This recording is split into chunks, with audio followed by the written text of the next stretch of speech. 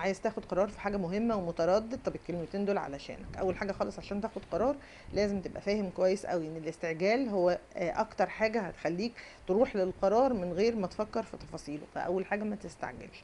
تاني حاجة لازم تجمع معلومات كفاية، لان توابع القرارات الغلط اوقات كتير جدا مش احنا لوحدنا اللي بنشيلها، اوقات كتير الناس اللي حوالينا بيشيلوا توابع قراراتنا الغلط. تالت حاجة لازم عقلك وقلبك يبقوا موافقين. ما تتجاهلش الأسئلة اللي هتجيلك في النص كده وانت بتاخد قرار وتقول طالما انا قلبي مستريح للموضوع. لا، لازم كمان عقلك يبقى حاسبها صح.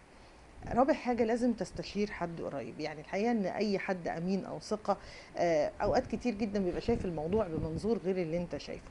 فالاستشارات دي اوقات كتير جدا بتفتح لك فولدرات كده ومجالات في مخك تخليك تاخد القرار بشكل اوعى. خامس حاجة كده بقى لازم تقارن ما بين المكاسب والخسائر. هو ده اللي هيخليك تاخد قرار واعي وحكيم. الحقيقة ان القرار الصح هو اللي بيبقى راضي عليه قلبك وعقلك، غير كده ما تاخدش قرار وترجع تندم عليه. انا نرمين هيكل ودي قناة لحظة وعي، ويمكن اللحظة دي اللي تغير اللي بعدها. سلام عليكم.